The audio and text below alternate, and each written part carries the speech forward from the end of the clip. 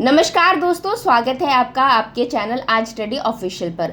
आज हम बात करने वाले एक बेहद महत्वपूर्ण और चर्चा में चल रहे मुद्दे पर, जहां चीन की सरकारी मीडिया ग्लोबल टाइम्स ने हमारे भारतीय विदेश मंत्री एस जयशंकर पर निशाना साधा है। उन्होंने एक लेख लिखा जिसमें चीन ने जयशंकर के कूटनीतिक विचारों और नीतियों पर कई आरोप लगाए हैं, जिनमें से कुछ काफी आपत्तिजनक भी हैं।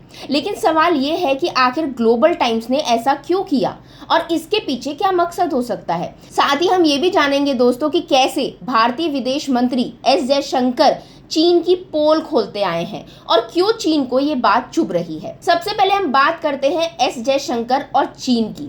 तो भारतीय विदेश मंत्री एस जयशंकर हमेशा से चीन की आक्रामकताओं और उसकी कूटनीतिक चालों को बेनकाब करने में सबसे आगे रहे हैं। जब भी चीन की विस्तारवादी नीतियों की बात होती है, जयशंकर ने मंचों पर खुलकर अपनी राय रखी है। कुछ समय पहले उन्होंने कहा था कि भारत के सामने एक खास चीन समस्या है जो दुनिया के सामान्य चीन समस्या से अलग है। जयशंकर ने गलवान घाटी में हुई हिंसा के बाद भी चीन की नीतियों पर सख्त रुख अपनाया और साफ किया कि भारत के लिए सीमा पर सुरक्षा सर्वोपरि है। जयशंकर का ये सख्त रवैया चीन को लगातार खटकता रहा है, क्योंकि वो भारत चीन रिश्तों को अपने हिसाब से दिखाने की कोशिश करता है। लेकिन जयशंकर की कूटनीति इस भ्रम को बार बार तोड़ देती है। अब बात करते हैं दोस्तों ग्लोबल टाइम्स के विवादित लेख की। तो दोस्तों, चीन की सरकारी मीडिया ग्लोबल टाइम्स ने हाल ही में एक लेख प्रकाशित किया था, जिसमें भारतीय विदेश मंत्री एस जयशंकर पर कई गंभीर आरोप लगाए गए।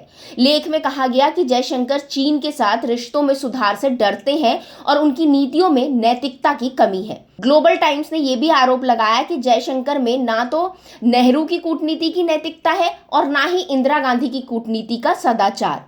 इस लेख में ये दावा भी किया गया कि जयशंकर सिर्फ चीन को घेरने के लिए नफरत से भरी नीतियों का इस्तेमाल करते हैं और उनके पास चीन के बारे में पर्याप्त समझ नहीं है। ग्लोबल टाइम्स ने ये तक कह दिया दोस्तों कि जयशंकर की नीतियां भारतीय राष्ट्रीय हितों से जुड़ी नहीं है, बल्कि वे अपने निजी फायदे के लिए काम करते हैं। अब क्या हुआ? अब ग्लोबल टाइम्स के इस लेख को लेकर सोशल मीडिया पर जमकर विरोध होना शुरू हो गया। लोगों ने इसे जयशंकर और भारत की कूटनीति पर सीधा हमला बताया और इस लेख की कड़ी आलोचना की। बढ़ते विरोध के बाद ग्लोबल टाइम्स को आखिरकार ये लेख अपनी वेबसाइट से हटाना पड़ा। लेकिन दोस्तों, इसका आर्काइव वर्जन अभी भी गूगल पर मौजूद है। दोस्तों, चीन की ये प्रतिक्रिया उस बौखलाहट का परिणाम है जो एस जयशंकर के सख्त रुख के कारण पैदा हुई है।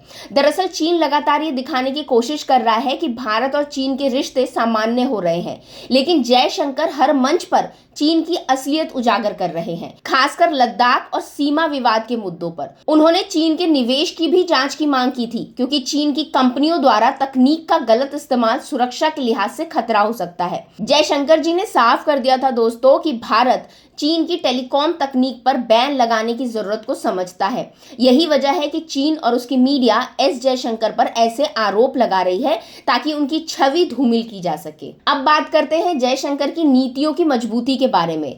तो दोस्तों, एस जयशंकर की कूटनीति का एक प्रमुख आधार है भारत के राष्ट्रीय हितों की सुरक्षा, चाहे गलवान की घटना हो या सीमा पर चीन की दादागिरी। जयशंकर ने हर बार स्पष्ट रूप से अपनी बात रखी है और दुनिया के सामने चीन की चालों को बेनकाब किया है।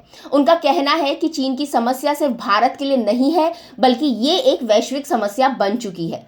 उनके इस सख्त रवैये ने चीन को चिंता में डाल दिया है और दोस्तों, यही वजह है कि ग्लोबल टाइम्स जैसी मीडिया प्लेटफॉर्म जयशंकर पर निजी हमले कर रहे हैं। दोस्तों, मेरी राय में तो एस जयशंकर की नीतियों और उनके कूटनीतिक कदमों ने भारत को अंतरराष्ट्रीय स्तर पर एक मजबूत स्थिति में ला दिया है। उनका मुखर और स्पष्ट रुख ही भारत की सुरक्षा और राष्ट्रीय हितों की रक्षा के लिए जरूरी है। तो दोस्तों, इस पूरे विवाद से एक बात तो साफ हो जाती है कि चीन की आक्रामक नीतियों के खिलाफ जयशंकर जी का रुख उन्हें परेशान कर रहा है। जहां एक तरफ चीन रिश्तों को सामान्य दिखाने की कोशिश करता है, तो वहीं दूसरी ओर जयशंकर की स्पष्टता और दृढ़ता से उनकी पोल खुल जाती है। यही वजह है कि ग्लोबल टाइम्स जैसे मंचों से एक विवादित लेख सामने आते हैं, लेकिन जनता के विरोध और आलोचना के चलते चीन को पीछे हटना पड़ता है। तो दोस्तों, ये था आज का वीडियो जिसमें हमने आपको चीन की सरकारी मीडिया द्वारा एस जयशंकर पर किए गए हमलों के बारे में जानकारी दी। अगर आपको ये वीडियो पसंद आया हो तो इसे लाइक करें, चैनल को सब्सक्राइब करें और बेल आइकन जरूर दबाएं ताकि आप हमारी अगली वीडियो को मिस ना करें। Thank you.